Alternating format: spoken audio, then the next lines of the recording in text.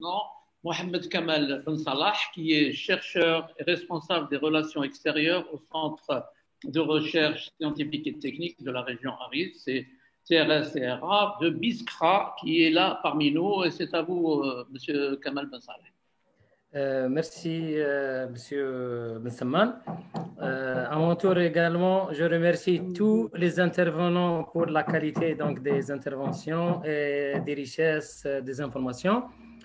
Et le plus important, c'est que la question des fermes pilotes, ça a été bien évoqué par Monsieur McLeish, où il a très bien présenté donc, un cas réel de deux fermes pilotes étatiques et privées. Et l'étatique a avoué à l'échec, mais le privé a réussi quand même à investir dans des conditions similaires.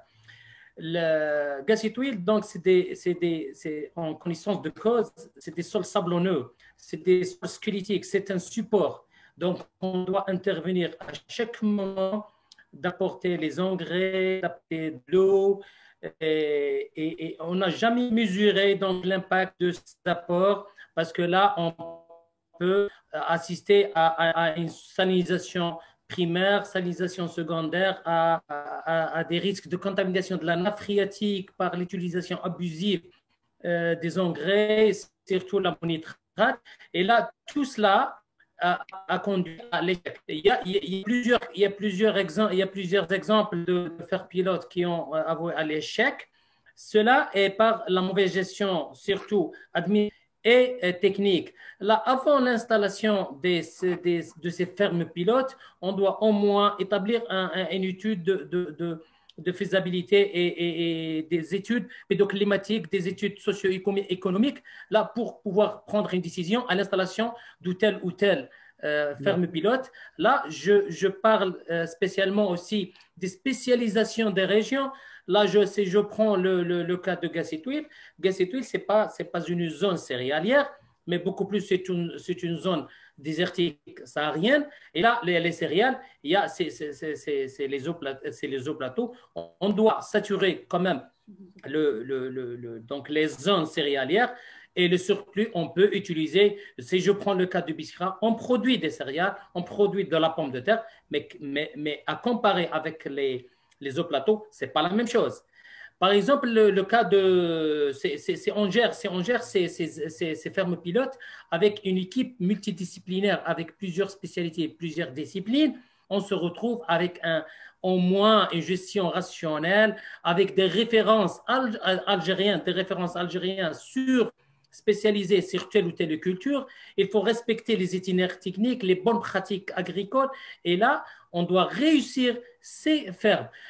Pour moi, donc, j'encourage beaucoup les coopératives agricoles à être créées parce que là, pour éviter tous les problèmes de gestion, les problèmes, parce que c'est une intégration horizontale, ils peuvent avoir donc le produit, le sous-produit, l'achat des intrants, des extrants. Et là, on n'aura pas, par exemple, ça a été très bien présenté par M. Meklich, qu'il y a un certain moment, on a interdit l'utilisation de l'ammonitrate, ça a été avoué à la chute du rendement d'une manière catastrophique.